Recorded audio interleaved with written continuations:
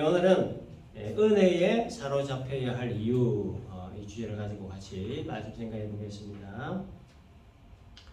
오늘 본문은 우리 교회사적으로 굉장히 중요한 사건으로 손꼽는 사울의 회심 사건입니다.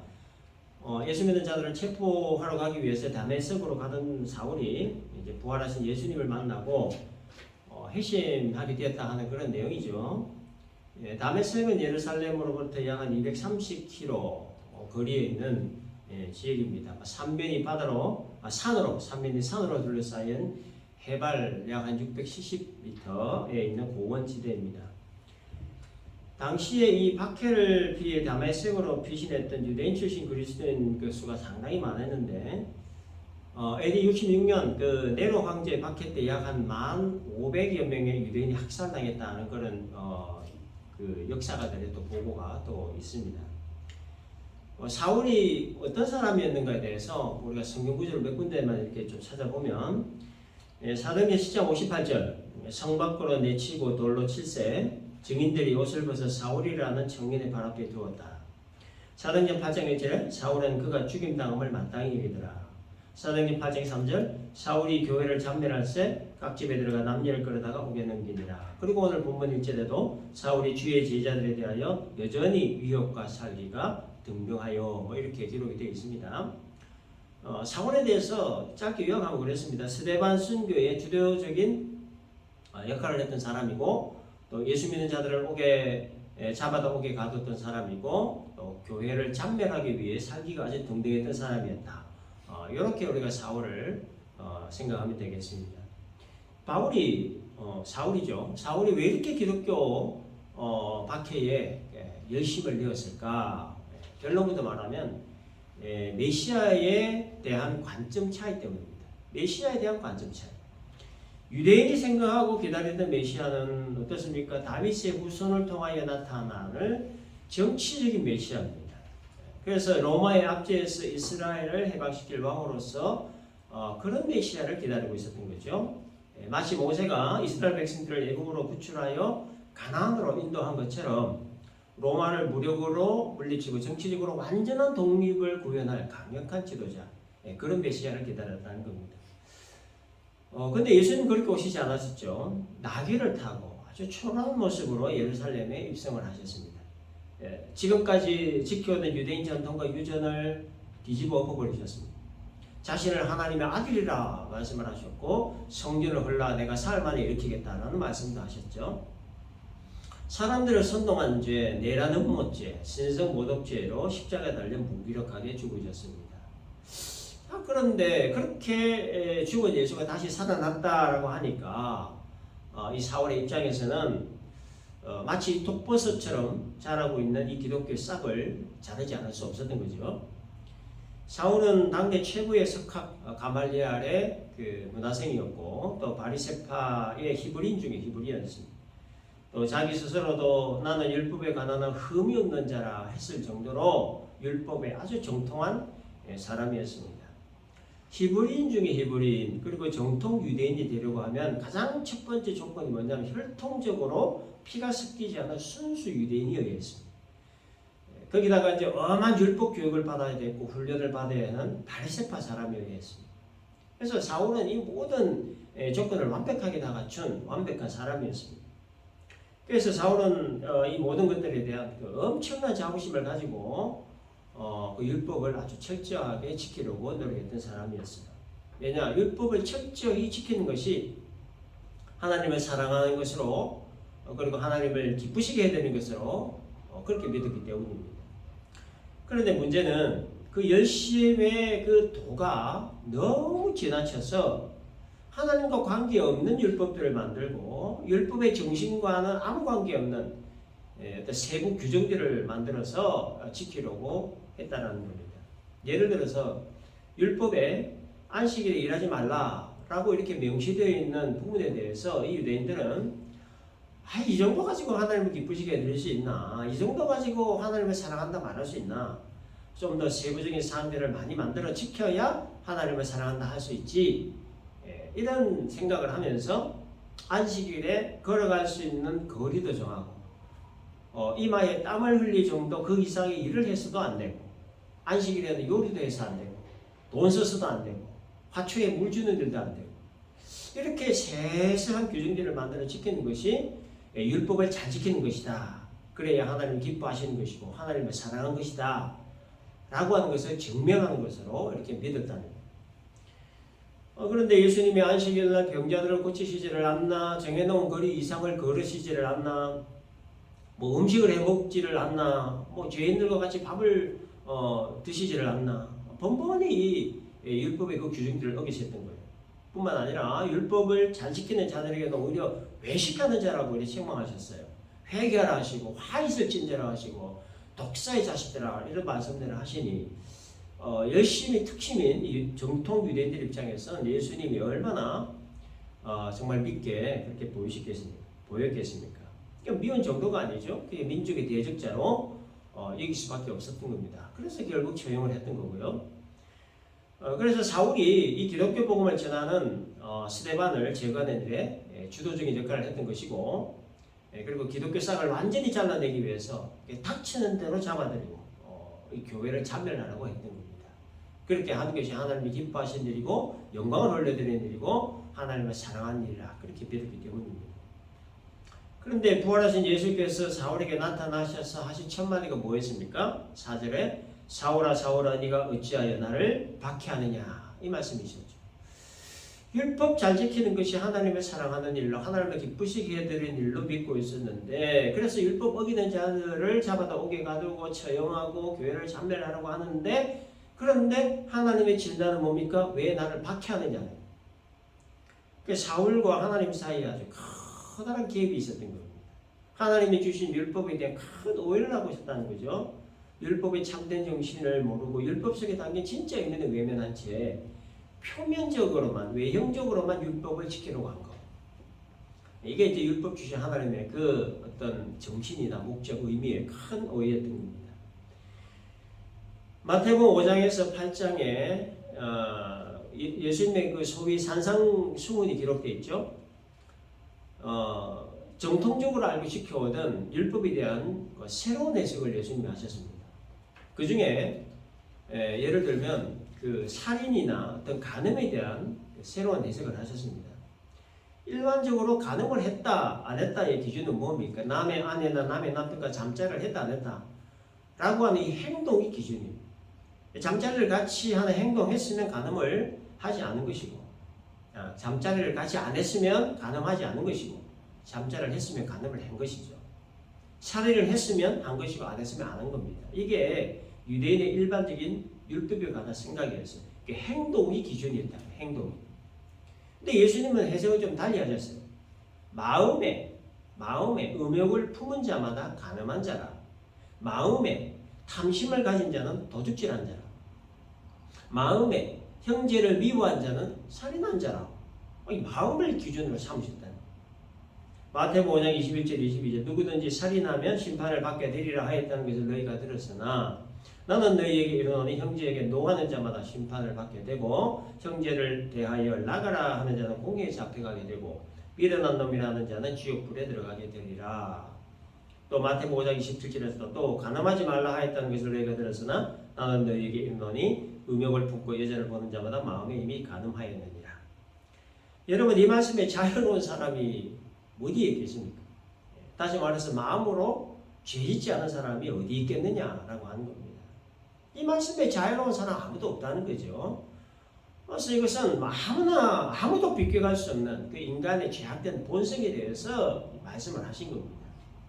따라서 예수님께서 진단하신 것은 실제로 간음을 했나 안 했나, 살인을 실제 했나 안 했나 라고 하는 이 행동과 음욕을 마음에 품었나 안 품었나, 살인하고자 하는 미워하는 그 마음 품었나 안 품었나 라고 하는 이 마음의 가치를 같이 보신다는 거예요. 우리하고 기준이 다르시다는 거죠. 간음을 한 행동과 음욕 마음에 품은 것을 같은 것으로 본다는 거예요. 누가 과연 그 예수님의 이 가치 판단에 자유로울 수 있겠느냐라고 하는 겁니다. 그래서 로마서 3장 23절에서 모든 사람이 죄를 범하였음에 하나님의 영광에 이르지 못한다 이런 말씀을 하신 겁니다. 아무도 예수님의 이 가치 판단으로부터 자유로울 수 없다는 말씀이죠. 하나님이 제시하신 율법의 요구를 충족시킬 수 있는 사람 세상에 아무도 없다 그런 얘기입니다. 유대인들의 큰 오해가 바로 이것이었습니다. 율법의 요구를 그 표면적으로만 지키기만 하면 그 율법의 요구를 충족시킬 수 있다. 그렇게 오해했던 거예요. 마음의 음욕을 품든 말든 간음이라고 하는 행동만 하지 않으면 된다. 마음에 미워하는 마음을 품든 말든 살인이라고 하는 행동 하지 않으면 된다. 마음에 탐심을 가지든 말든 도둑질이라고 하는 행동만 하지 않으면 된다는 거예요. 마음이 어찌됐든 행동만 하지 않으면 된다. 그래서 이들은 우리는 간음이라는 행동하지 않았다. 도둑질이라고 하는 행동하지 않았다. 살인이라고 하는 행동하지 않았다. 그렇기 때문에 우리는 율법 다 지켰다. 율법의 요구를 충족시켰다. 이런 결론을 내린 거예요. 뿐만 아니라 하나님이 명하시지 않은 율법의 세배기 중들을 수천 가지 만들어 놓고 그거를 다 지켜 행했다 하면서 의인 행세를 했던 거죠. 근데 하나님이 내리신 인간에 대한 결론이 뭡니까? 의인은 없나니 하나도 없다. 이게 하나님이 인간에 내린 결론이라. 왜냐?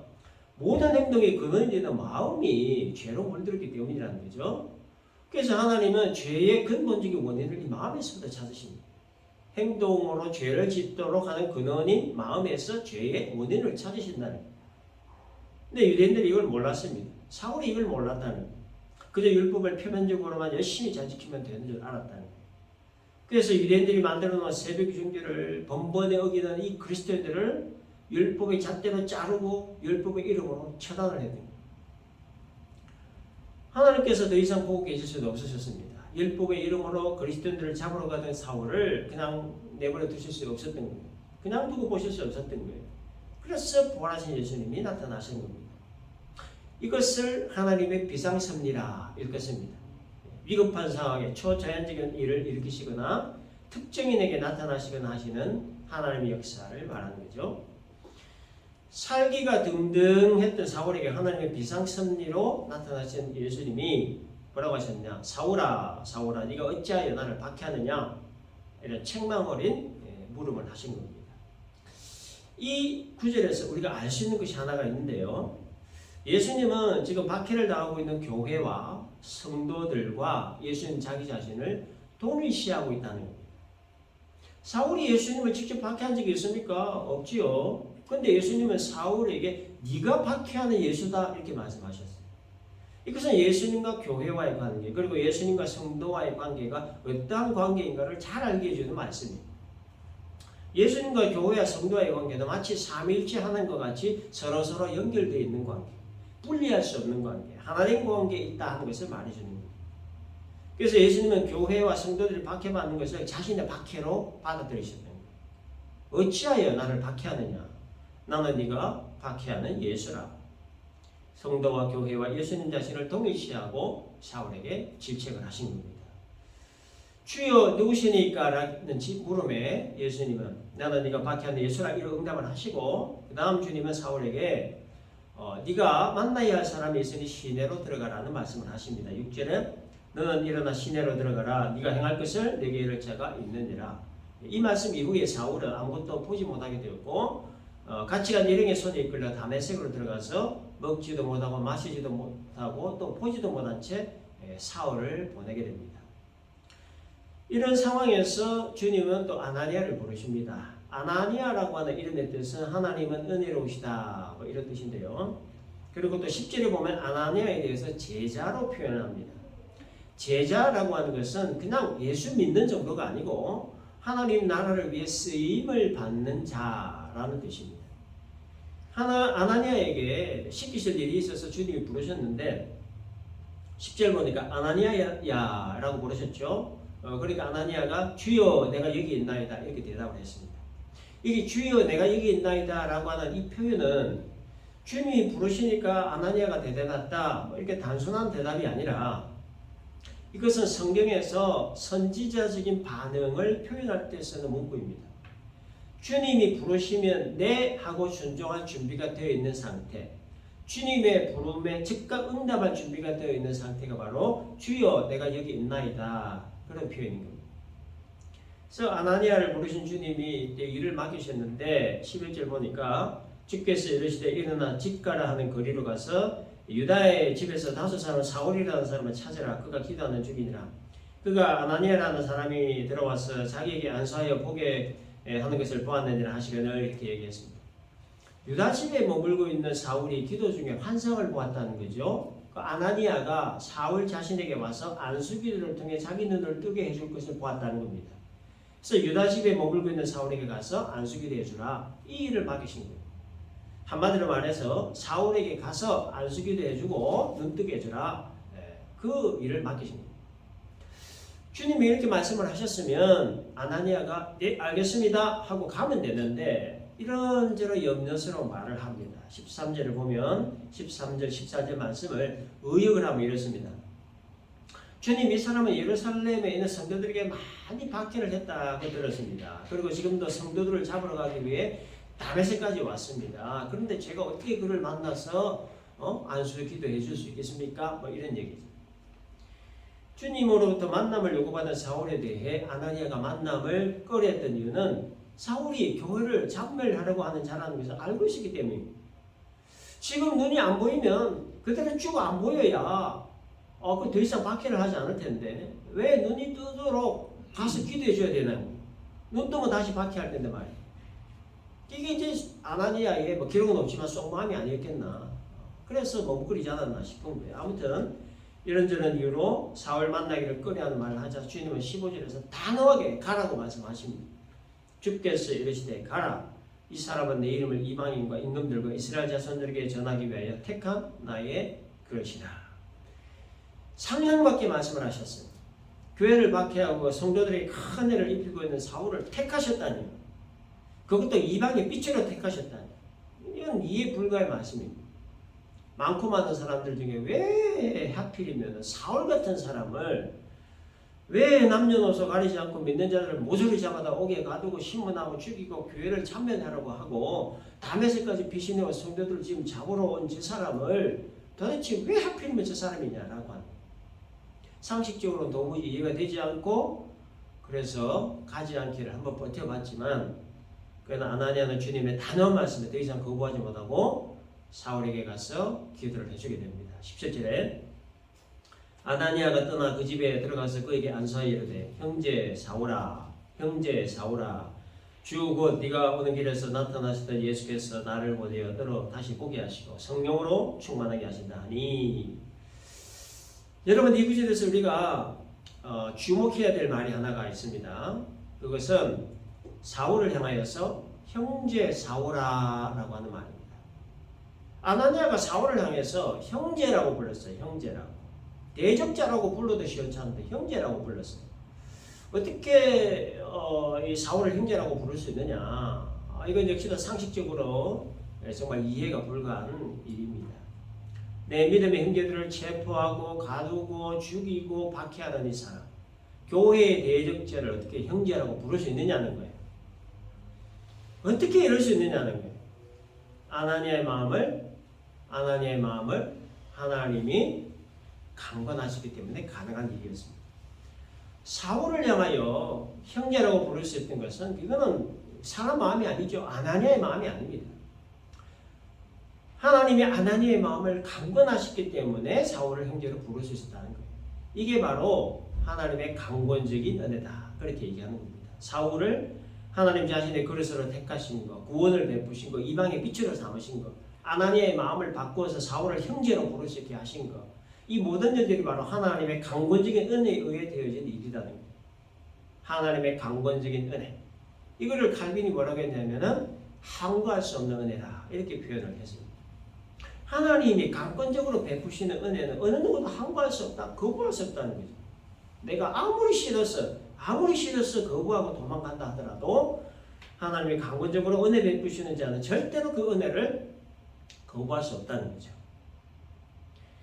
교회를 잔멸하기 위해 집집마다 쳐들어가 남녀를 끌어다 오게 넘겼던 사울, 위협과 살기가 등등했던 사울, 성도들을 잡기 위해 다메섹으로 가는 이 사울을 택하신 것, 하나님의 강권적인 은혜로 가능했던 일이었고, 또 이해가 안 되고 납득이 안 되다 아나니아의 마음을 바꾸셔서 사울이 있는 곳으로 가게 하시고 사울을 형제로 부르게 하시고 사울에게 안수하게 하심으로 사울의 눈을 뜨게 하시고 사울에게 세례를 주게 하신 이 모든 일들이 하나님의 강권적인 은혜로 가능했던 일이었다.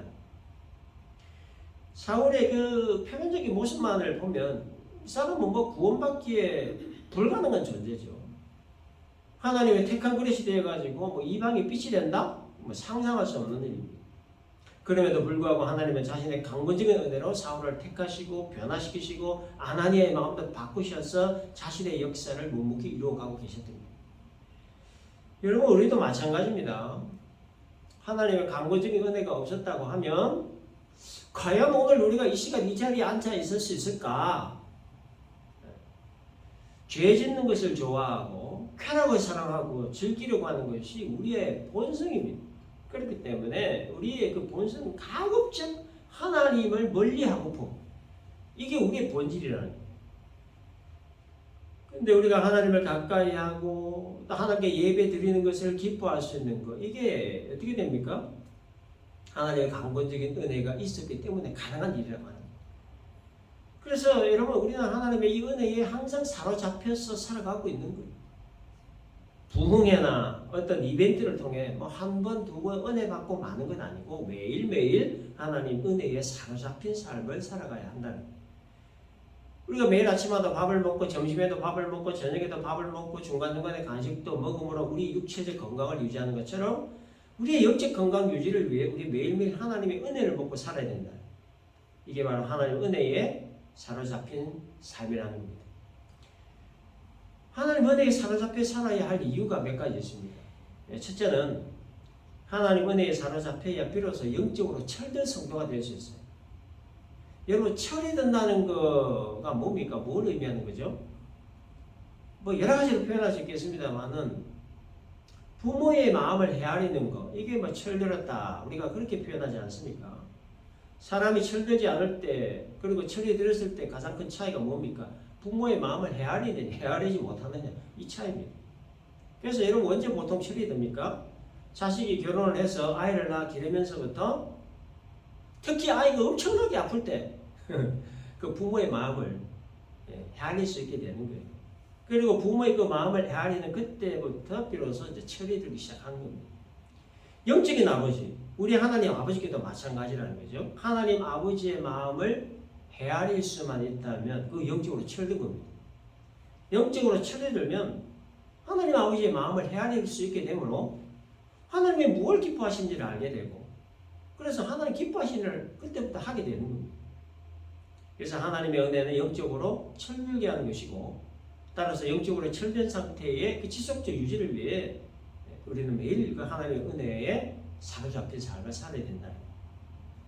두 번째 이유는 우리의 눈으로는 육의 눈으로는 볼 수 없는 것들을 볼 수 있는 영안이 열리기 때문에 영안.